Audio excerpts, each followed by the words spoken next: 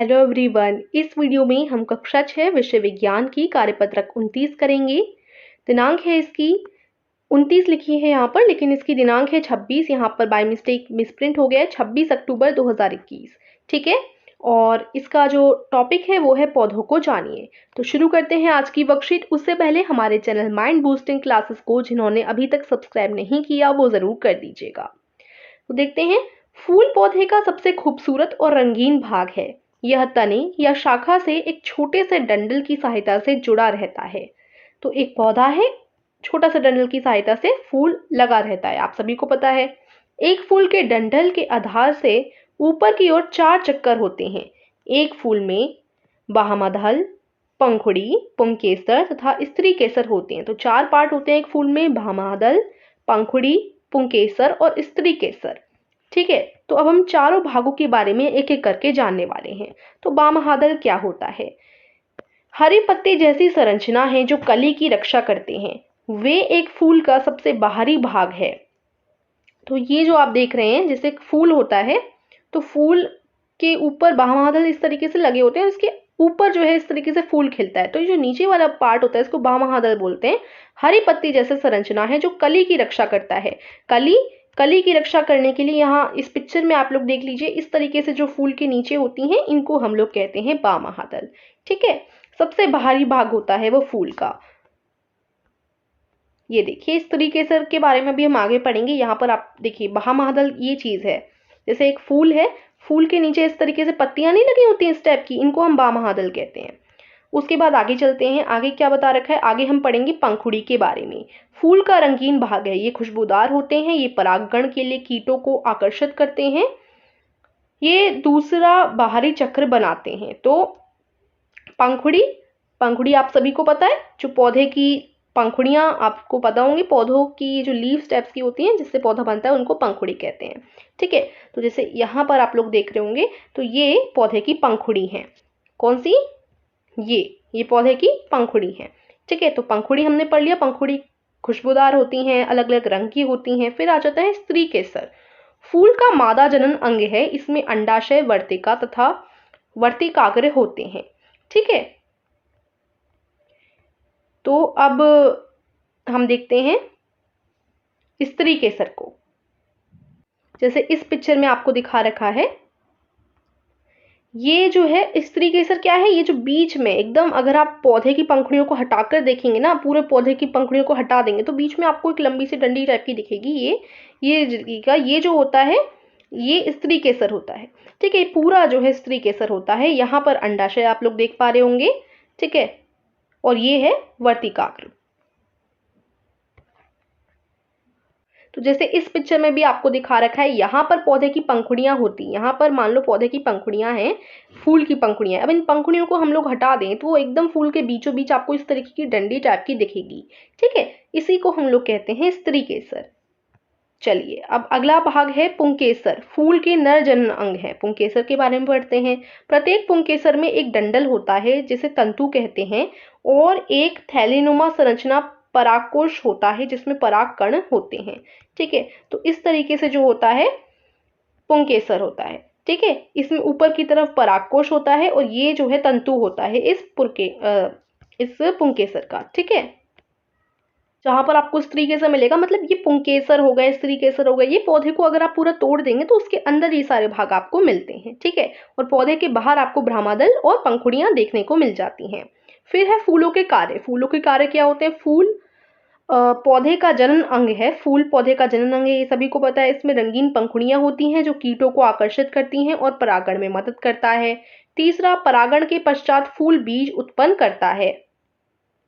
तो इसमें यही बता रखा है कि जैसे एक फूल है, फूल में रंगीन पंखुड़ियां हैं। अब उन रंगीन पंखुड़ियों में क्या होगा, कीड़े मकोड़े आएंगे, रंगीन पंखुड़ियों से आकर्षित होकर फूल पर कीड़े आएंगे, कीट आएंगे। उसके बाद क्या होगा, परागण में मदद करता है। फिर कीटों के आने के बाद परागण एक प्रक्रिया होती है, और परागण होने के बाद ही जो है फूल बीज उत्पन्न करता है। ठीक है। परागण जब हो जाता है तभी फूल में से बीज उत्पन्न होते हैं। चलिए, अब आगे चलते हैं।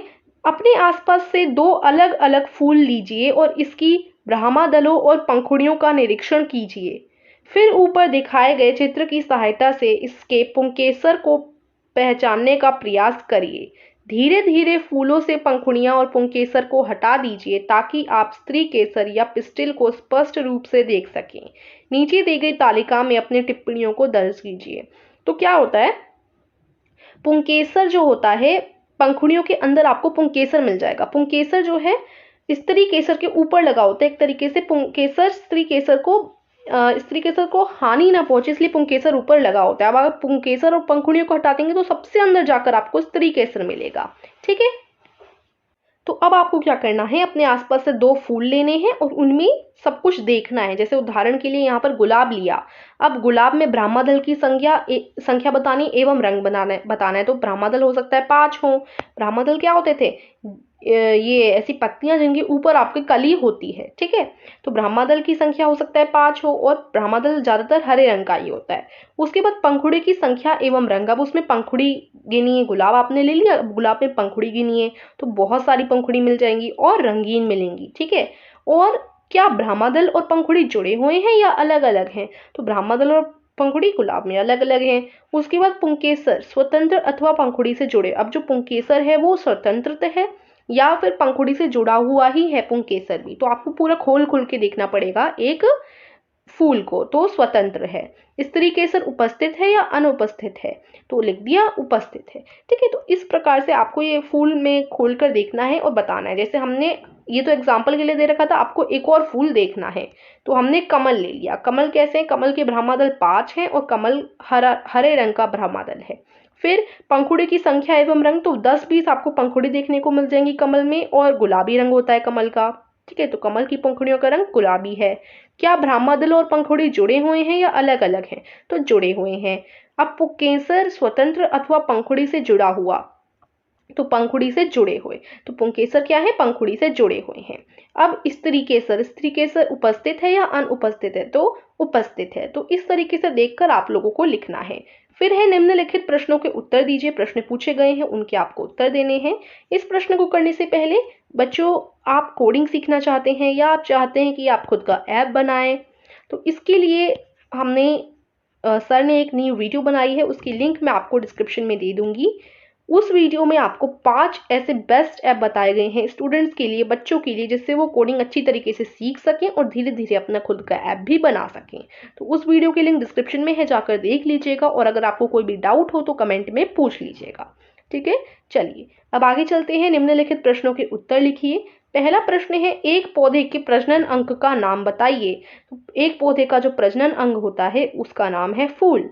दूसरा प्रश्न है, फूल के किस भाग में पुंकेसर और परागकोश उपस्थित होते हैं, तो नर जनन अंग में।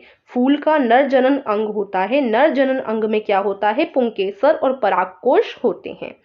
तीसरा प्रश्न है, पौधे का कौन सा भाग परागण में मदद करता है, रंगीन पंखुड़ियां और वार्तिकाग्र। परागण एक प्रक्रिया होती है।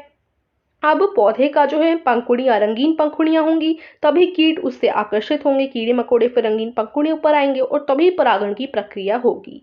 ठीक है, तो रंगीन पंखुड़ियां बहुत बड़ी सहायक हैं परागण को करने में। ठीक है, चौथा प्रश्न है, एक फूल के नर और मादा प्रजनन अंग का नाम बताइए। तो नर प्रजनन अंग पुंकेसर कहलाता है और मादा प्रजनन अंग स्त्री केसर कहलाता है। फिर पांचवा प्रश्न है, चित्र को पहचानिए। तो चित्र में आपको स्त्री केसर दर्शाया गया है, दिखाया गया है, तो आप स्त्री केसर लिख दीजिएगा। तो यहीं पर आज की वर्कशीट समाप्त होती है। आशा करती हूँ आपको समझ आई होगी। वीडियो को लाइक कीजिएगा, चैनल को सब्सक्राइब कीजिएगा। धन्यवाद।